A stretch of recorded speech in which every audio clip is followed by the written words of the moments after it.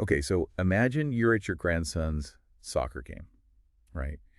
It's a beautiful day out. Oh, The yeah. kids are all running around, and you're feeling proud. Yeah.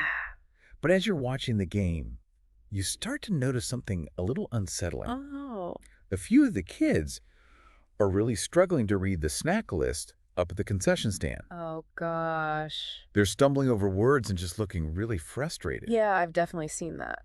And it's a scene that a lot of us have probably witnessed, and it's more common than you think. It is. It's really sad. And it can have some pretty big consequences. Yeah, absolutely. Which is exactly what we're diving into today. Okay. We're taking a deep dive into this kind of alarming reality of how readings is being taught in schools. Mm. And we are going to be looking at the first episode of the podcast, Sold a Story, Oh, okay, yeah. which is produced by APM Reports. So get ready, because what you're about to hear might just change how you view education. So the big issue that Sold a Story uncovers is that a lot of schools are using a method of reading instruction that just doesn't line up with the research on how kids learn to read. So can you break that down for us a little? What exactly is this approach? Well, it's a method that really emphasizes guessing words from context clues Right. and pictures rather than explicitly teaching phonics. Gotcha. The relationship between letters and sounds and decoding skills so kids can sound out words. So they're basically being encouraged to guess instead of actually learning the fundamentals. That's right. And Sold a Story, they really illustrate this issue through the stories of two parents, Karen and Lee, Okay. who found this problem during the pandemic. Oh. They saw their kids struggling even though they were in schools with great reputations. So even in those top-tier schools with good reputations, this method was being used. Unfortunately, yeah. And the impact of this is huge. So what kind of impact is this having on kids? Well, students are developing poor reading habits, skipping over words, relying heavily on guessing, and their comprehension suffers. Makes sense. They fall behind in reading, Yeah. which leads to a dislike of reading and even sometimes school. Yeah. And this approach contributes to the achievement gap, which really impacts Black students. Wow, that's a lot for these young learners to have to carry. It is. Now, the podcast also mentions that some educational publishers and authors have been promoting this approach. Yeah. Do they explain why?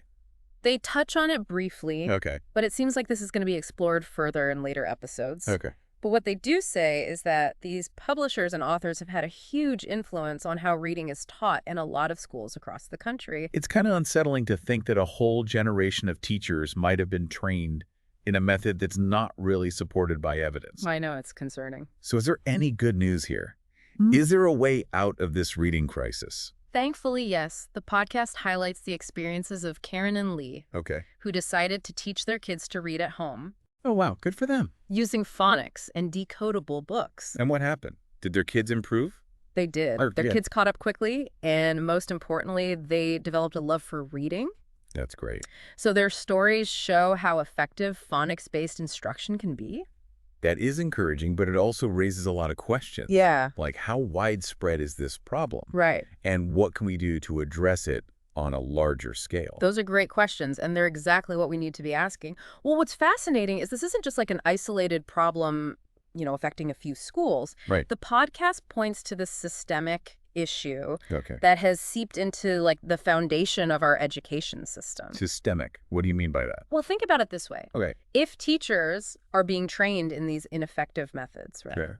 And if schools are adopting curricula based on these flawed ideas, Right. then the problem becomes really ingrained in the system itself. So it goes beyond individual teachers. It's about the entire approach to reading instruction. Exactly. And this raises a crucial question that Sold a Story really makes us think about what can we do about it? Yeah, that's a big question. It is huge. And if we zoom out and look at the bigger picture, it's pretty staggering. Yeah. We could be talking about millions of kids who aren't being given the skills they need to succeed. That's a sobering thought. It is. So let's talk about solutions. Okay. The podcast mentioned parents teaching their kids at home, Mm-hmm. but that's not really an option for every family, is it? You're right. It's not a sustainable solution on a large scale. Right. What we need is a systemic shift, a fundamental change in how reading is taught in schools. So what would a shift like that look like? Can you give us an example? Well, the podcast gives us some clues through what Karen and Lee did. Okay. They turned to phonics-based instruction and decodable books. Okay. Methods that really focus on those building blocks of reading, Gotcha. making sure that kids understand the relationship between letters and sounds, and how to decode words systematically. So are you saying we should completely ditch that whole look at the picture and guess the word approach? Well, the research really points to the idea that explicit and systematic phonics instruction is just much more effective Okay. for most kids. But what about the kids who seem to learn to read just fine with the current methods? Aren't there always exceptions? Sure, some kids will pick up reading no matter the method. Right. They might have a natural knack for language or a ton of exposure to books at home. Yeah. But for many kids, relying only on guessing and context clues is like building a house on a shaky foundation. Okay. It sets them up for a lifetime of struggling with reading. So how do we bring about this shift? It sounds huge, like changing how reading is taught across entire school districts nationwide even. It's a challenge, no doubt, but I don't think it's impossible. The podcast is a big step in the right direction. Just by raising awareness and starting conversations about the science of reading, Right. we can create a wave of change, and it needs to include everyone: parents, teachers, administrators, policymakers. Wow. So what can each of those groups do to contribute to this wave of change? Well, parents can advocate for evidence-based reading instruction in their kids' schools. Okay. They can ask about the curriculum teacher training programs and make their voices heard. Okay. Teachers can look for professional development that focuses on the science of reading, giving them the best tools and strategies. Yeah. Administrators can adopt curricula and assessments that line up with research-based practices, creating a good environment for everyone. And policymakers play a vital role in prioritizing funding for teacher training and research in reading instruction.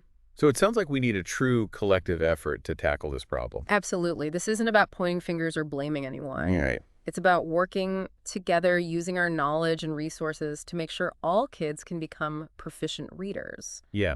Because reading really is the cornerstone of all learning, isn't it? It unlocks a world of possibilities and empowers kids to reach their full potential. Yeah. It really makes you think. You know how many kids have been labeled as struggling readers just because the system failed them?